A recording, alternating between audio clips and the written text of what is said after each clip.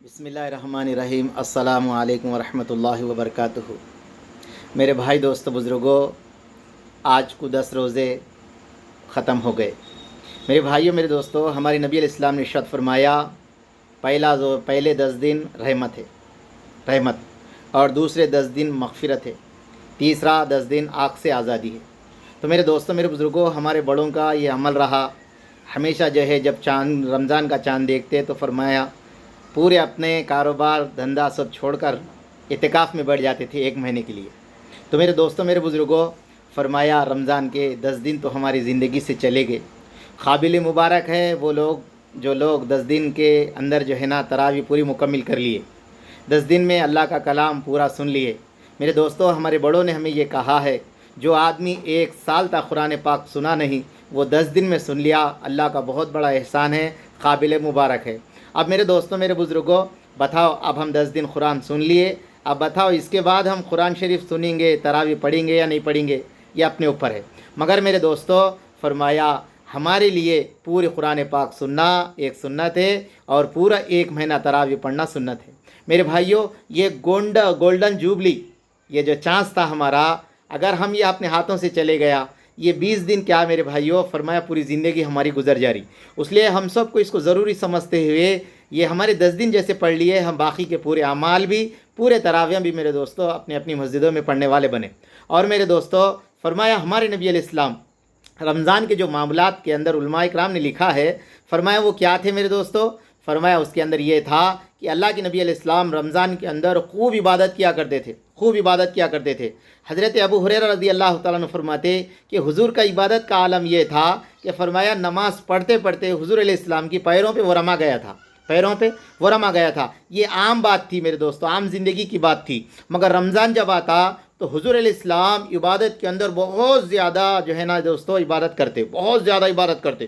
یہ تو رمضان کے پہلے کی بات ہے، رمضان آتا تو خوب عبادت کیا کرتے۔ اور دوسری میرے دوستو بزرگوں، فرمایا حضور علیہ السلام زیادہ دعاؤں کے اندر وقت گزارتے، زیادہ تر دعائیں کرتے، خوب دعائیں کرتے۔ اس لیے حضرت شیخ الحدیث مولانا زکریا صاحب رحمۃ اللہ علیہ نے فضائل رمضان کے اندر لکھا ہے، فرمایا دن اور رات کے اندر روزے دار کی ایک دعائیں قبول ہوتی ہے۔ اس لیے میرے دوستو، ہم جان کے ہمیں جو حاجتیں ہیں، ہمیں جو ضرورتیں ہیں، وہ ہم سامنے رکھ کے میرے دوستو دعائیں کرنے والے بنے۔ علماء نے اتنا تک لکھا کہ ہمیں کیا ضرورت ہے، ہم وہ کاپی میں نوٹ کر لے، وہ سامنے رکھ کے دوستو اللہ سے خوب یقین کے ساتھ دعائیں مانگنے والے بنے۔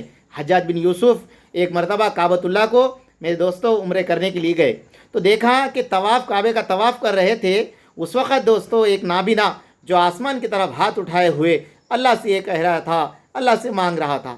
اس وقت دوستو حجاج بن یوسف نے اس بوڑھے کو دیکھ کر کہا، میرے 3 چکر ہوئے، ابھی 4 چکر باقی ہے، اگر یہ 4 چکر ہونے سے پہلے اگر تیرے کو آنکھ نہیں آئی تو میں تیری گردن اڑا دوں گا۔ حجاج بن یوسف کے بارے میں لوگ جانتے تھے وہ کتنا ظالم تھا اور کتنا لوگوں پہ ظلم کرنے والا تھا۔ وہ جس بات کو کہہ دیتا وہ بات پہ کھڑے رہتا۔ اب اس نے چکر شروع کر دیے، وہ بوڑھا آسمان کی طرف اٹھا کر، جب تو میرے دوستو وہ اپنی آنکھ مانگ رہا تھا، اب یہاں تو جان کا سوال آ گیا۔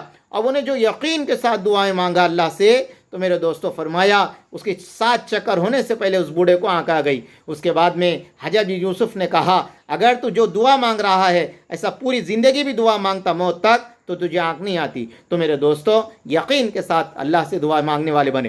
اور تیسری چیز، اللہ کے نبی علیہ السلام رمضان کے اندر جو زیادہ کیا کرتے تھے، حضور فیاض ہو جاتے تھے، خوب میرے دوستو صدقہ خیرات کرنے والے ہوتے تھے، کسی کے خالی نہیں لوٹاتے تھے، کسی کو سوال کرنے والے کو کبھی خالی نہیں لوٹاتے تھے، خوب فیاض ہو جاتے تھے، خوب دوستو اپنے ہاتھوں سے صدقہ خیرات کیا کرتے تھے، ہر سوال کرنے والے کو سوال پورا کرتے تھے۔ اس لیے میرے دوستو ہمارے بڑوں نے یہ لکھا ہے کہ ہم سے جتنا ہو سکا اتنا اللہ کے راستے میں دینے والے بنے، یتیموں، یسیروں اور غریبوں کی، بیواؤں کی، محتاجوں کی مدد کرنے والے بنے۔ دینے پر میرے دوستو اللہ پاک کبھی کم نہیں کرتے۔ اللہ کا وعدہ ہے، تم 1 دو گے تو ہم تمہیں لوٹا کر 10 دیں گے۔ اللہ کرے کہ میرے کو، آپ کو، ہم سب کو رمضان کی پوری عبادتیں کرنے کی ہمیں توفیق عطا فرمائے۔